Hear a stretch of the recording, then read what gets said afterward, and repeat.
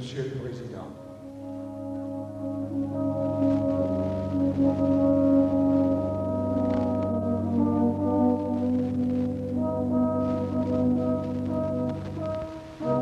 Me permettez-vous, dans ma gratitude pour le bienveillant accueil que vous m'avez fait un jour, d'avoir le souci de votre juste gloire et de vous dire que votre étoile, si heureuse jusqu'ici, est menacée de la plus honteuse, de la plus ineffaçable des tâches. Vous êtes sortis sains et saufs des basses calomnies. Vous avez conquis les cœurs. Vous apparaissez rayonnant dans l'apothéose de cette fête patriotique qui couronnera notre grand siècle de travail, de vérité et de liberté.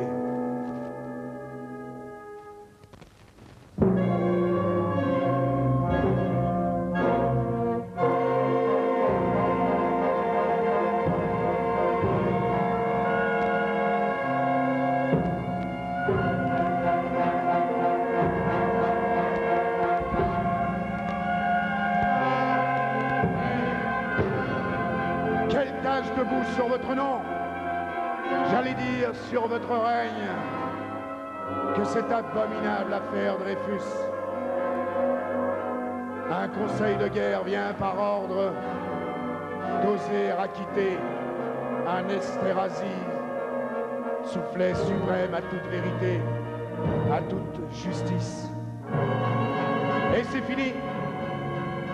La France a sur la joue cette souillure. L'histoire écrira que c'est sous votre présidence qu'un tel crime social a pu être commis.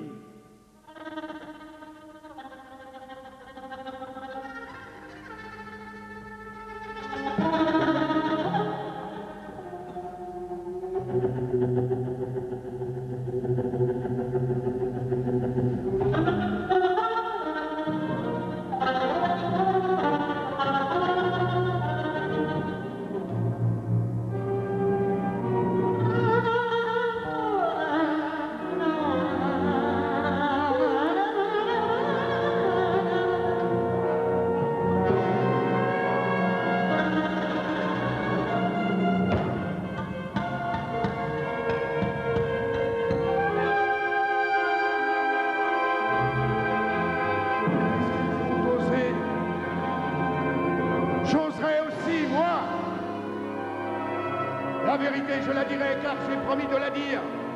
Si la justice, régulièrement saisie, ne la faisait pas pleine et entière, mon devoir est de parler.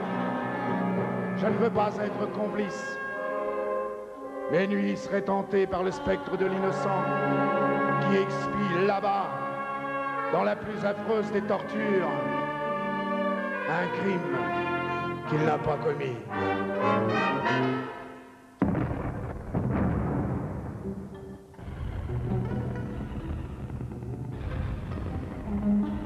La vérité d'abord sur le procès et sur la condamnation de Dreyfus. Un homme néfaste a tout mené, a tout fait. C'est le lieutenant-colonel du Paty de Clam, alors simple commandant. Il est l'affaire Dreyfus tout entière. Il apparaît comme l'esprit le plus fumeux, le plus compliqué, hanté d'intrigues romanesques, se complaisant au moyen de romans feuilletons. Les papiers volés, les lettres anonymes, les rendez-vous dans les endroits déserts, les femmes mystérieuses qui colportent de nuit, les preuves accablantes. C'est lui. C'est lui, Monsieur le Président, qui imagina de dicter le bordereau à Dreyfus. C'est lui, Monsieur le Président, qui rêva de l'étudier dans une pièce entièrement revêtue de glace, armé d'une lanterne sourde, voulant se faire introduire près de l'accusé endormi, pour projeter sur son visage un brusque flot de lumière et surprendre ainsi son crime dans les mois du réveil. Et je n'ai pas à tout dire. Qu'on cherche, on trouvera.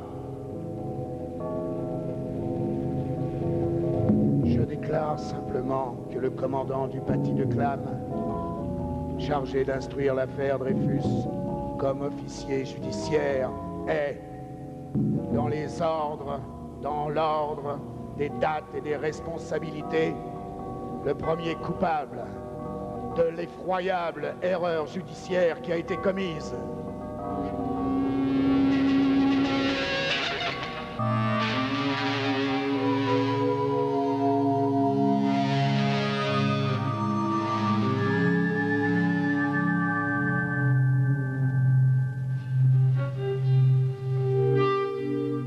Le bordereau était depuis quelque temps déjà entre les mains du colonel Sander, directeur du bureau des renseignements, mort depuis de paralysie générale.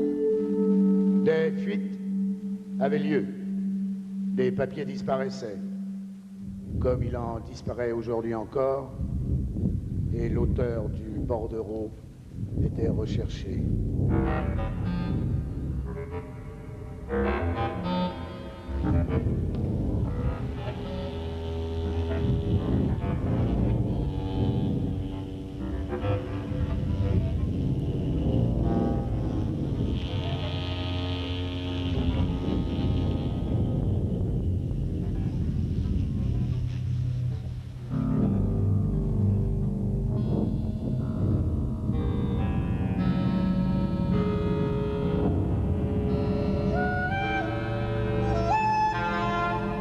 On cherchait donc dans la maison.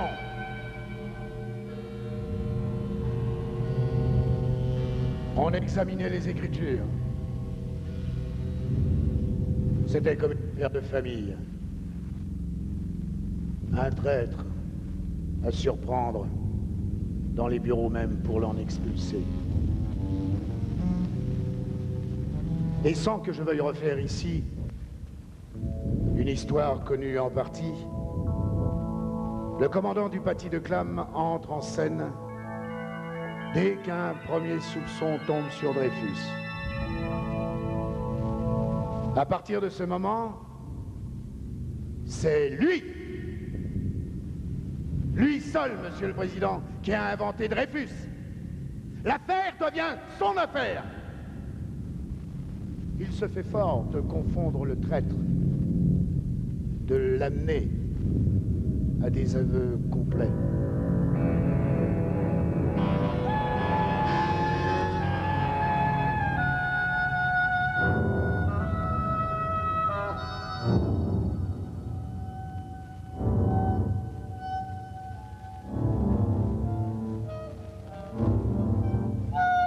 Il y a bien le ministre de la guerre, le général Mercier, dont l'intelligence semble médiocre. Il y a bien le chef de l'état-major, le général de Boisdef, qui paraît avoir cédé à sa passion cléricale. Et le sous-chef de l'état-major, le général Gons, dont la conscience a pu s'accommoder de beaucoup de choses. Mais au fond, il n'y a d'abord que le commandant du paty de Clam qui les mène tous, qui les hypnotise. Car, Monsieur le Président, il s'occupe aussi de spiritisme, d'occultisme. Il converse avec les esprits.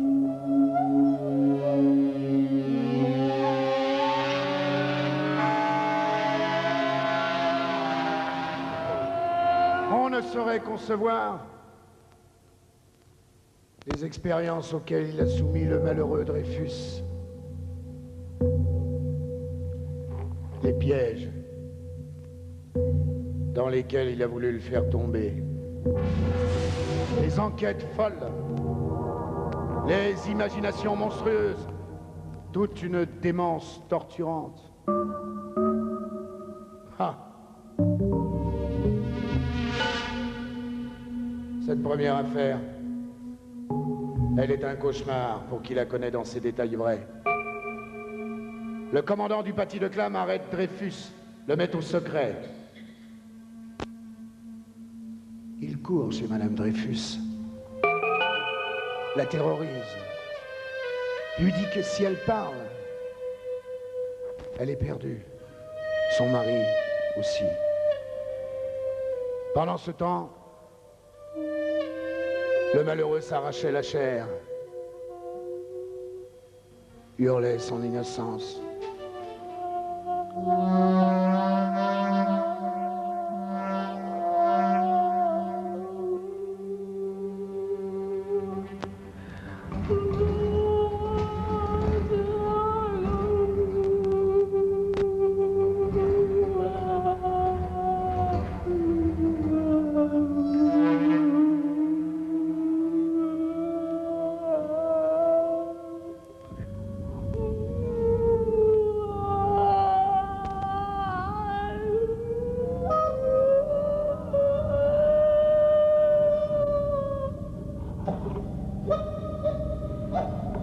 Et l'instruction a été faite ainsi,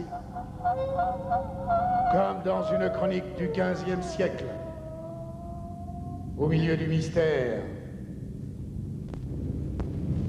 avec une complication d'expédients farouches. Tout cela basé sur une seule charge enfantine. Ce bordereau imbécile, qui n'était pas seulement une trahison vulgaire, qui était aussi la plus impudente des escroqueries, car les fameux secrets livrés se trouveraient presque tous sans valeur. Si j'insiste, c'est que l'œuf est ici. D'où va sortir plus tard le vrai crime, l'épouvantable déni de justice dont la France est malade.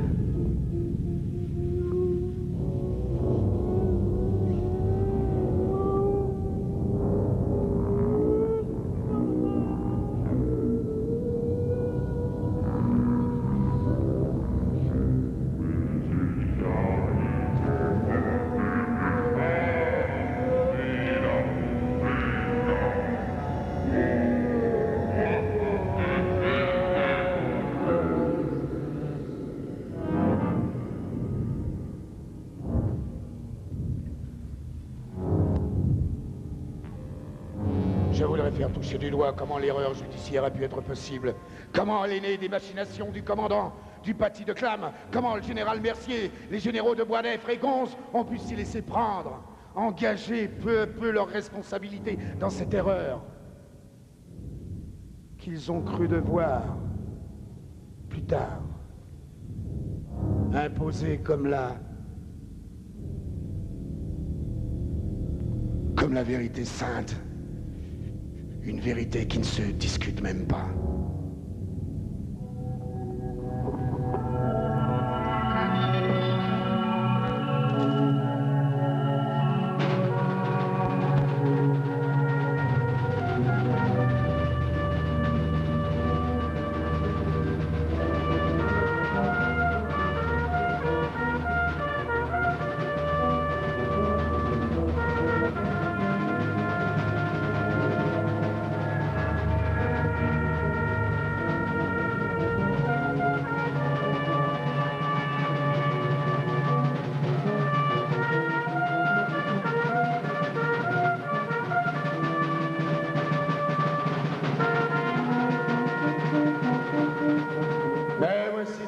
Devant le Conseil de guerre,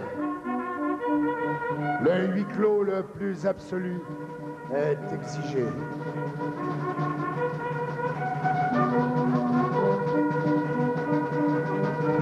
La nation est frappée de stupeur. On chuchote des faits terribles, de ces trahisons monstrueuses qui indignent l'histoire. Et naturellement, la nation s'incline. Il n'y a pas de châtiment assez sévère. Elle applaudira à la dégradation publique. Elle voudra que le coupable reste sur son rocher d'infamie, dévoré par le remords.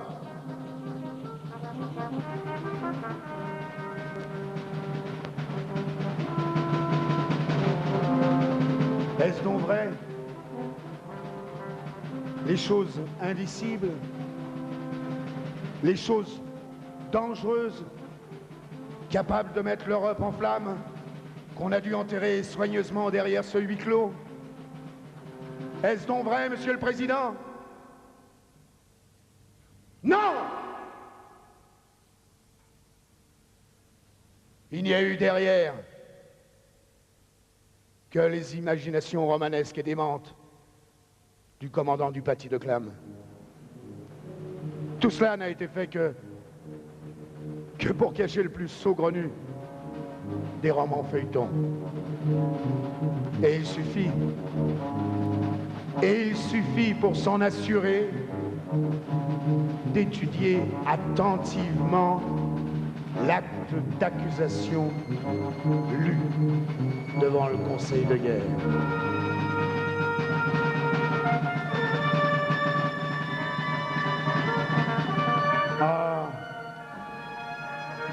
Le néant de cet acte d'accusation.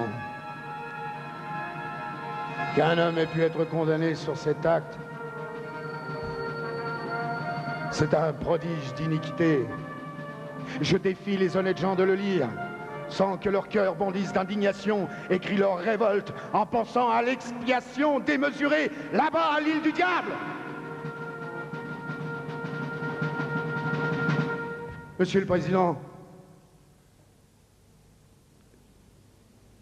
Dreyfus sait plusieurs langues. Crime. On n'a trouvé chez lui aucun papier compromettant. Crime. Il va parfois dans son pays d'origine. Crime. Il est laborieux. Il a le souci de tout savoir. Crime. Il ne se trouble pas. Crime. Il se trouble. Crime. On nous avait parlé de 14 chefs d'accusation. Nous n'en trouvons qu'une seule en fin de compte, celle du bordereau.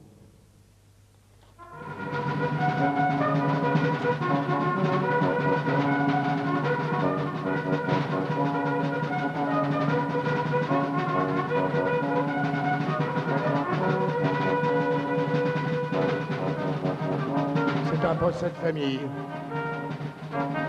On est là entre soi et il faut s'en souvenir. L'état-major a voulu le procès, l'a jugé, et il vient de le juger une seconde fois.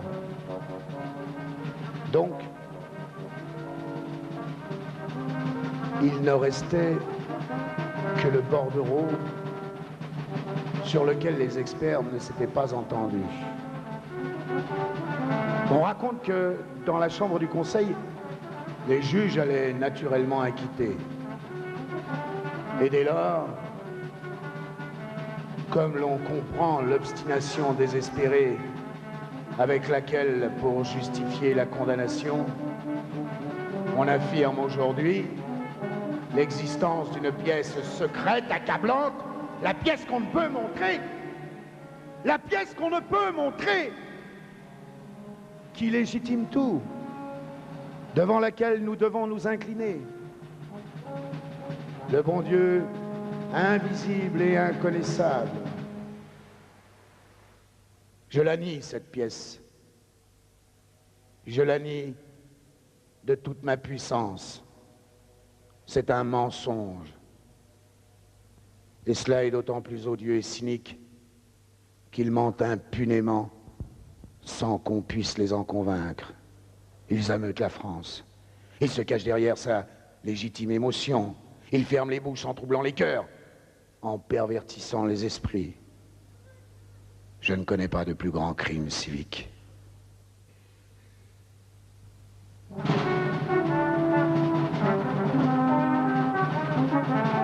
Voilà donc, Monsieur le Président, les faits qui expliquent comment une erreur judiciaire a pu être commise et les preuves morales, la situation de fortune de Dreyfus, l'absence de motif, son continuel cri d'innocence achèvent de le montrer comme une victime des extraordinaires imaginations du commandant du Paty de Clam, du milieu clérical où il se trouvait, de la chasse aux sales juifs qui déshonorent notre époque.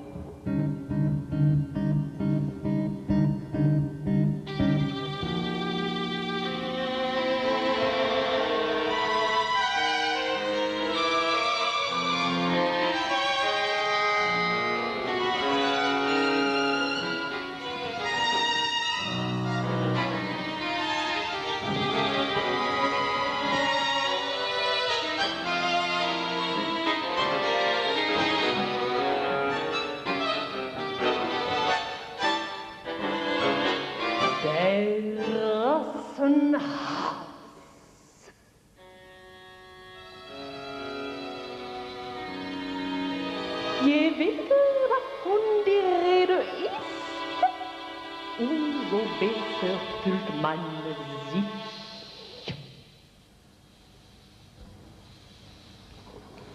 La haine raciale, Profit, Verschleierung, la haine, le profit.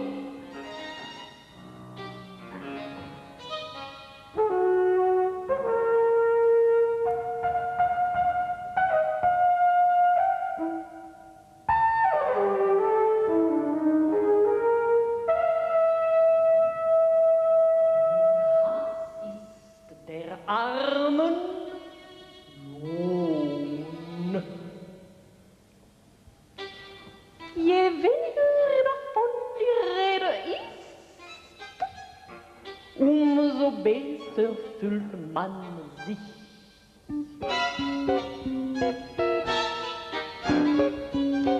Denn diejenigen, die ihn einnimmt, wollen seinen Pelz,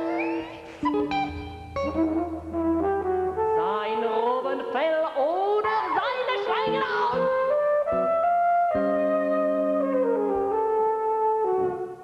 Elefantenstern!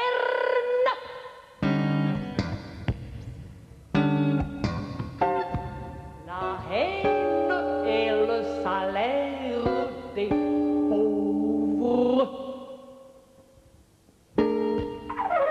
Profit, je wer davon die Heroist, so besser wird man sich.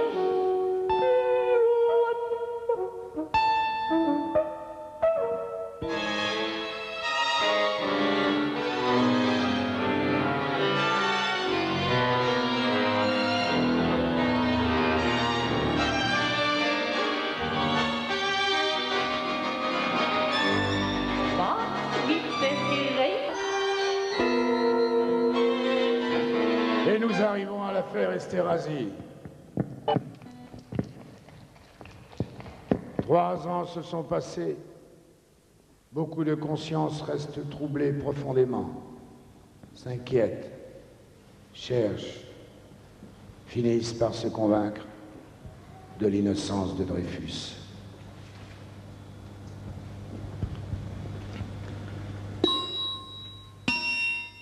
Le lieutenant-colonel Picard, nouveau chef du bureau des renseignements, eut un jour entre les mains une lettre télégramme adressée au commandant Esterhazy par un agent d'une puissance étrangère.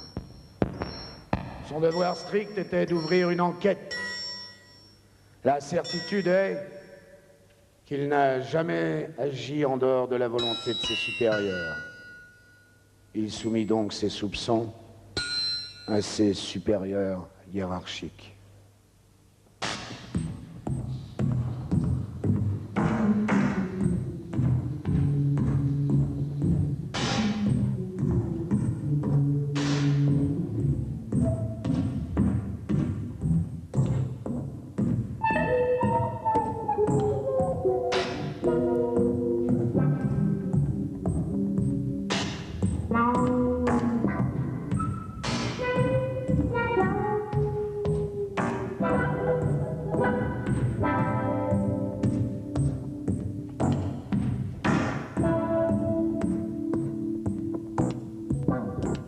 Les recherches durèrent de mai à septembre 1896.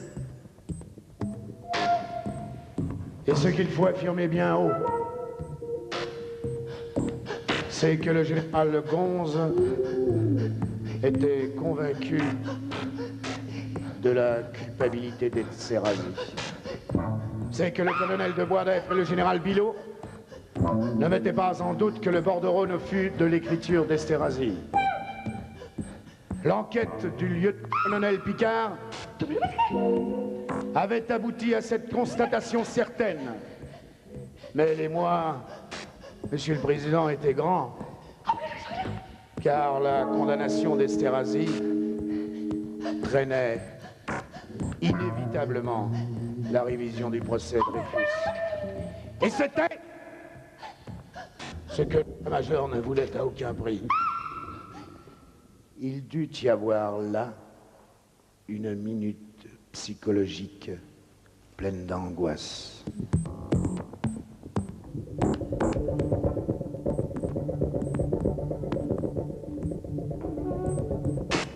Remarquez que le général Bilot, nouveau ministre de la guerre, n'était compromis en rien. Il arrivait tout frais. Il pouvait faire la vérité, il n'osa pas.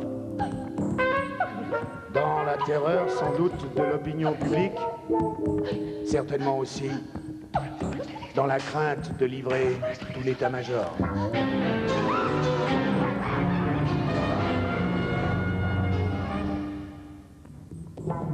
Puis ce fut là qu'une minute de combat entre sa conscience et ce qu'il croyait être l'intérêt militaire.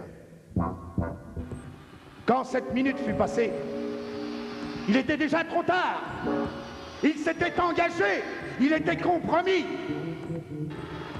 Et depuis lors, sa responsabilité n'a fait que grandir. Il a pris à sa charge le crime des autres. Il est aussi coupable que les autres. Il est plus coupable qu'eux, car il a été le maître de faire justice. Et il n'a rien fait. Comprenez-vous cela, Monsieur le Président? Il n'a rien fait. Voilà un an que le général Bilot, que les généraux de Boisdeffre et Gonze savent que Dreyfus est innocent. Voilà un an. Et ils ont gardé pour eux cette effroyable chose. Et ces gens-là dorment, Monsieur le Président. Et ils ont des femmes et des enfants qu'ils aiment.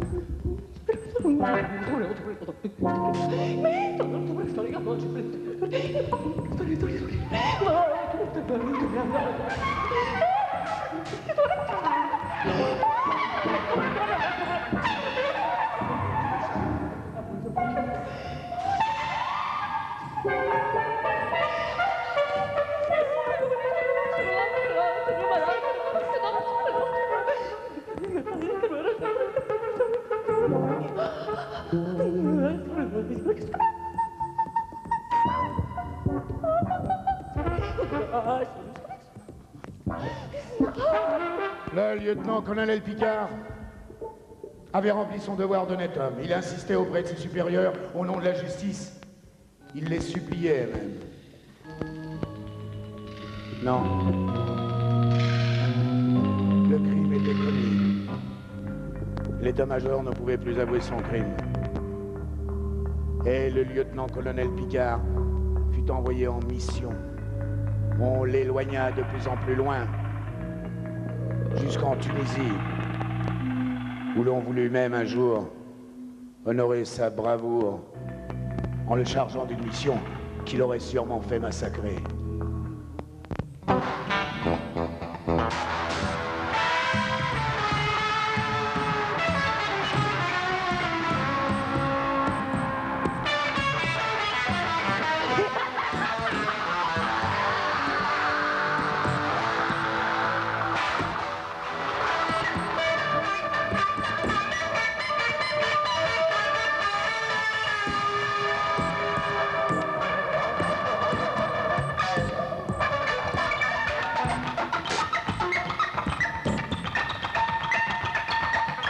À Paris, la vérité marchait, irrésistible. Et l'on sait de quelle façon l'orage attendu éclata.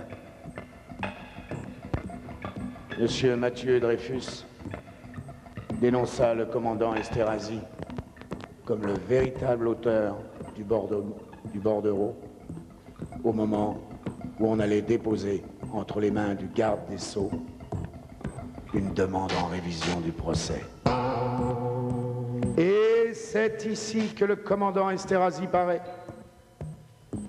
Les témoignages le montrent, d'abord affolé, prêt au suicide ou à la fuite.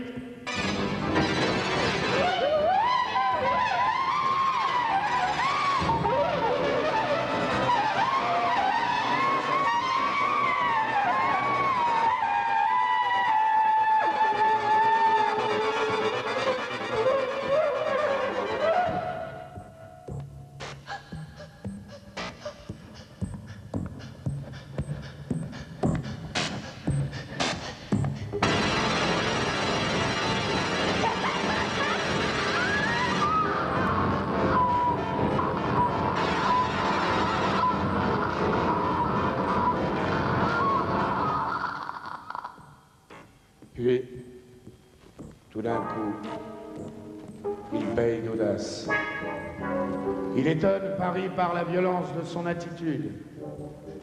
C'est que du secours lui était venu. Il avait reçu une lettre anonyme l'avertissant des menées de ses ennemis. Une dame mystérieuse s'était même dérangée de nuit pour lui remettre une pièce volée à l'état-major qui devait le sauver.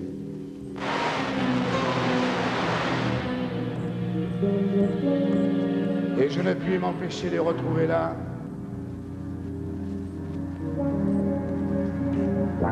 le lieutenant-colonel du paty de Clam,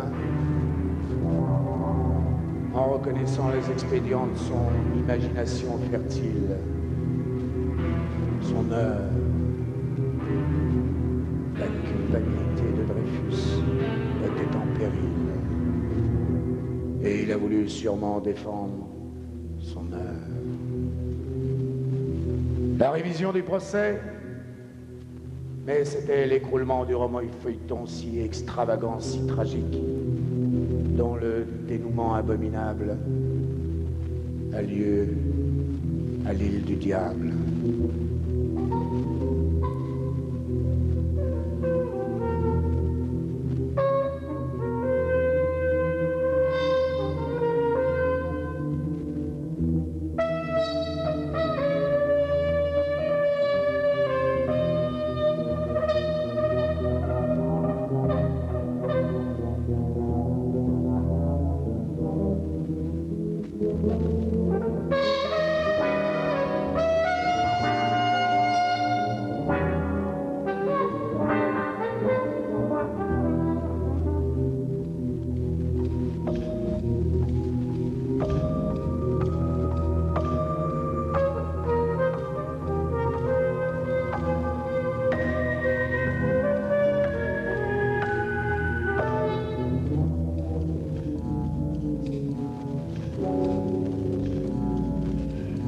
C'est ce qu'il ne pouvait permettre. Dès lors, le duel va avoir lieu entre le lieutenant-colonel Picard et le lieutenant-colonel du paty de Clam. L'un, le visage découvert, l'autre, masqué. On les retrouvera prochainement, tous deux devant la justice civile.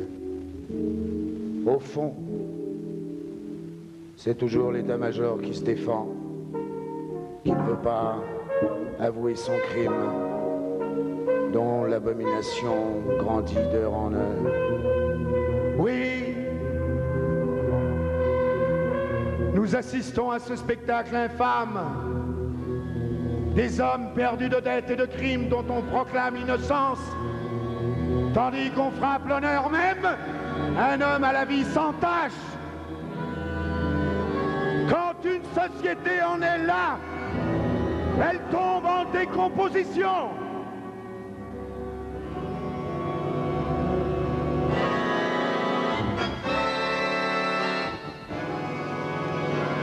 Voilà donc, Monsieur le Président, l'affaire Esterhazy. Un coupable qu'il s'agissait d'innocenter.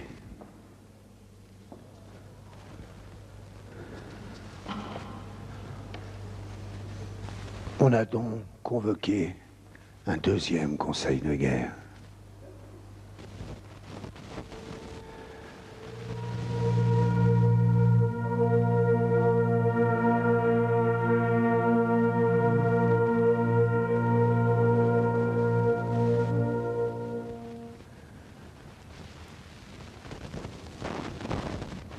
Comment un conseil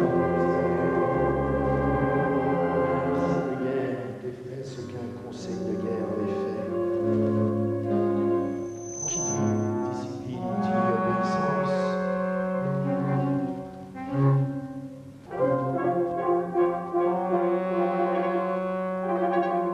Le général Belot, ministre de la guerre, a suggestionné les juges par sa déclaration.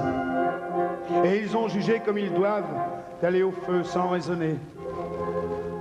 L'opinion préconçue qu'ils ont apportée sur leur siège est évidemment celle-ci. Dreyfus a été condamné pour crime de trahison par un conseil de guerre. Il est donc coupable. Et nous, conseil de guerre, nous ne pouvons le déclarer innocent. Or, nous savons que reconnaître la culpabilité d'Esterhazy, ça serait, Monsieur le Président, proclamer l'innocence de Dreyfus. Rien ne pouvait les faire sortir de là. Ils ont rendu une sentence cynique qui à jamais pèsera sur nos conseils de guerre, qui entachera désormais la suspicion, qui entachera désormais de suspicion tous leurs arrêts. Le premier conseil de guerre a pu être inintelligent. Le second est forcément criminel.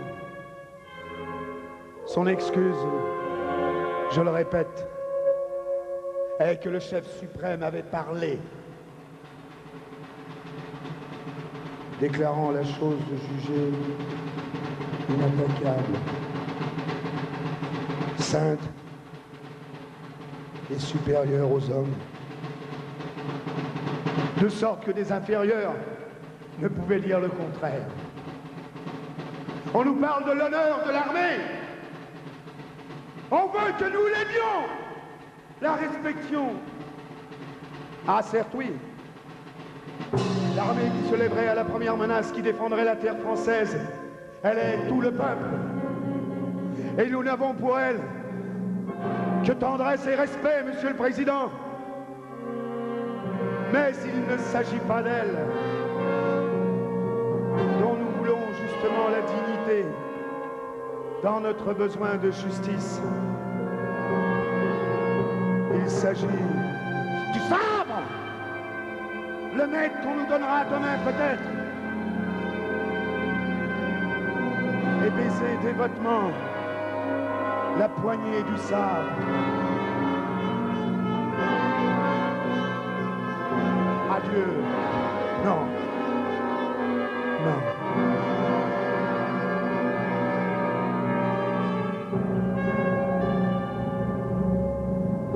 Je l'ai démontré d'autre part. L'affaire Dreyfus était l'affaire des bureaux de la guerre.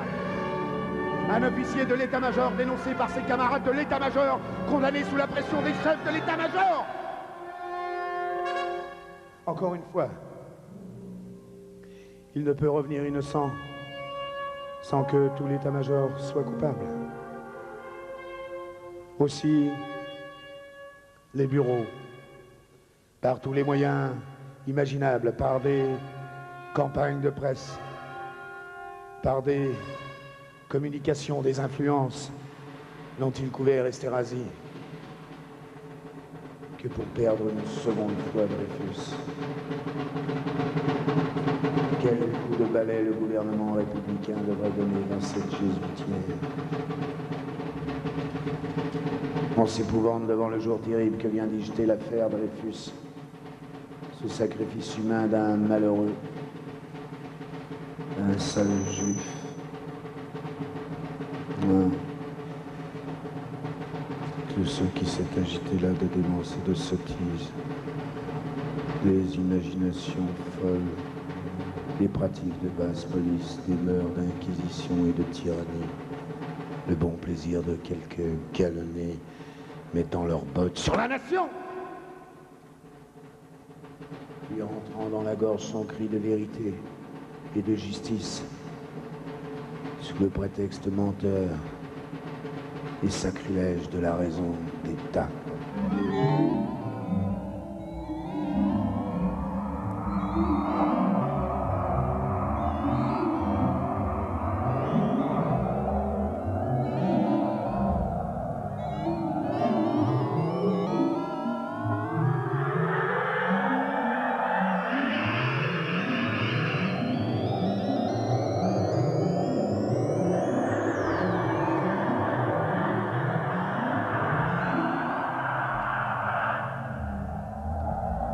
Et c'est un crime encore que de s'être appuyé sur la presse immonde, que de s'être laissé défendre par toute la fripouille de Paris, de sorte que voilà la fripouille qui triomphe insolemment dans la défaite du droit et de la simple probité. C'est un crime d'avoir accusé de troubler la France ceux qui la veulent généreuse, à la tête des nations libres et justes, lorsqu'on nous dit ourdit soi-même l'impudent complot d'imposer l'erreur devant le monde entier.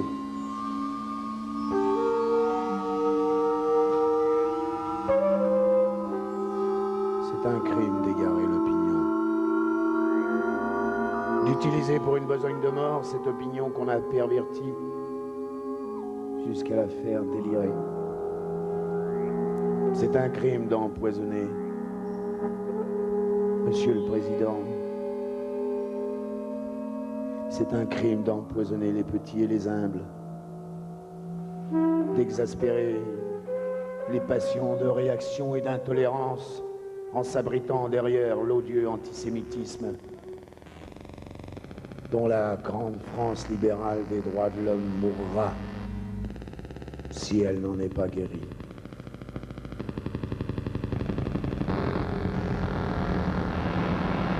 C'est encore un crime que d'exploiter le patriotisme pour des œuvres de haine. Et c'est un crime, enfin, que de faire du sabre le Dieu moderne lorsque toute la science humaine est au travail pour l'œuvre prochaine de vérité, de justice.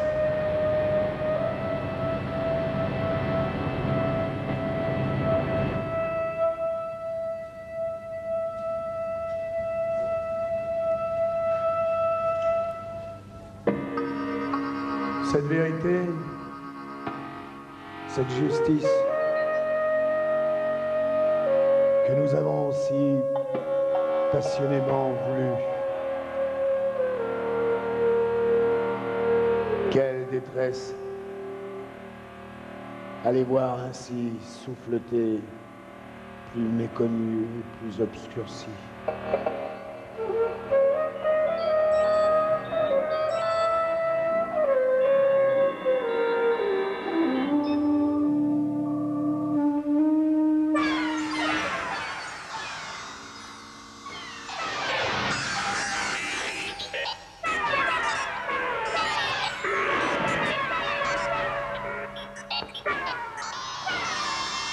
Telle est donc la simple vérité, Monsieur le Président, et elle est effroyable.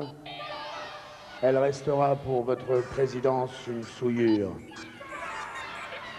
Je me doute bien que vous n'avez aucun pouvoir en cette affaire, que vous êtes prisonnier de la Constitution et de votre entourage. Vous n'en avez pas moins un devoir d'homme auquel vous songerez et que vous remplirez. Ce n'est pas d'ailleurs que je désespère le moins du monde du triomphe. Je le répète avec une certitude plus véhémente. La vérité est en marche et rien ne l'arrêtera. C'est d'aujourd'hui seulement que l'affaire commence.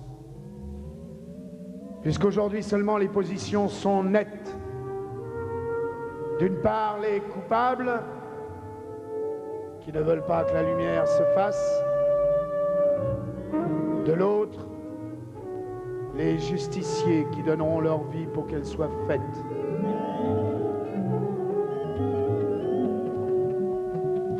Je l'ai dit d'ailleurs, et je le répète ici, quand on enferme la vérité sous terre, elle s'y amasse.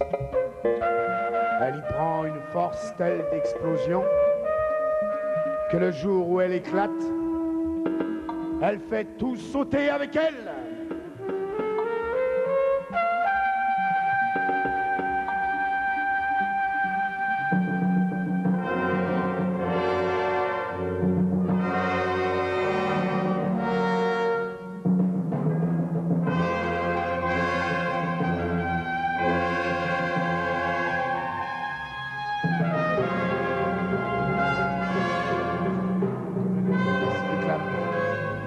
D'avoir été l'ouvrier diabolique de l'erreur judiciaire.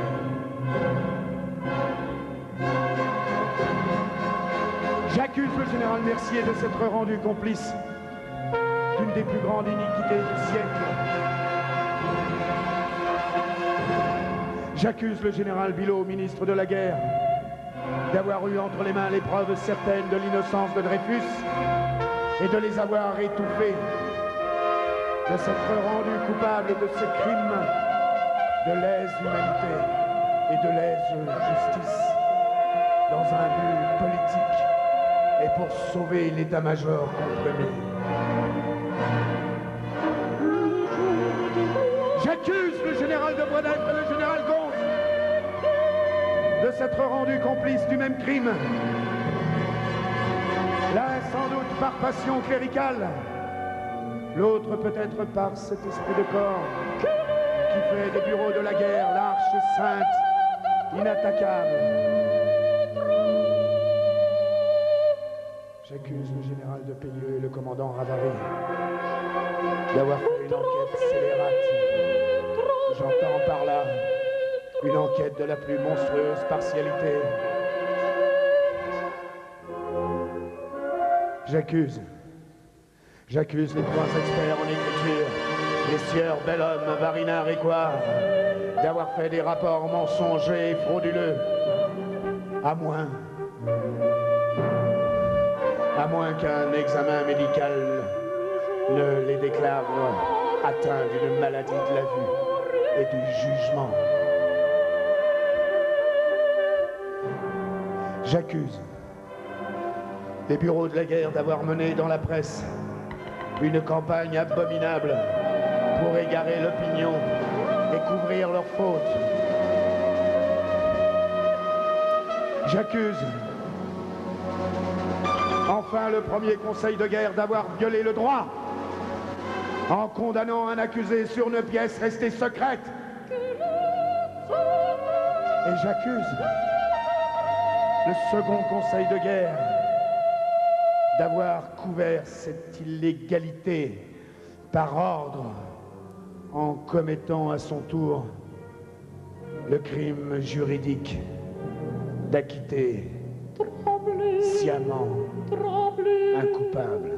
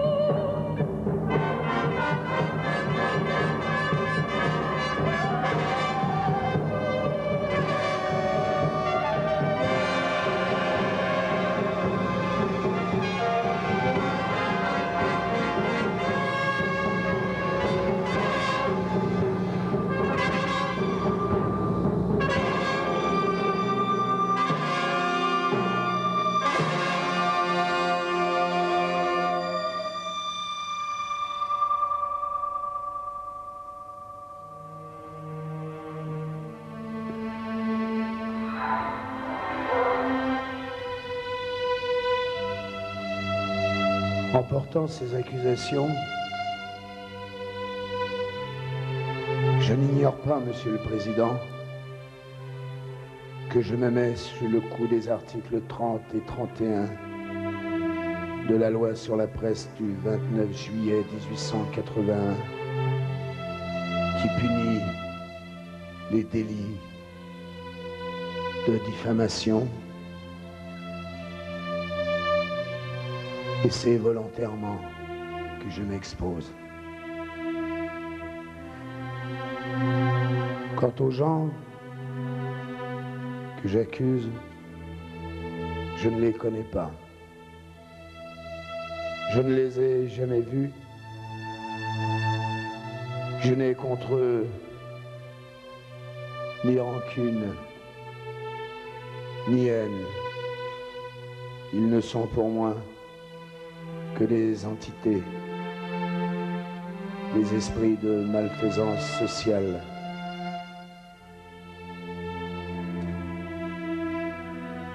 Et l'acte que j'accomplis ici n'est qu'un moyen révolutionnaire pour hâter l'explosion de la vérité et de la justice. Veuillez agréer, Monsieur le Président, l'assurance de mon profond respect.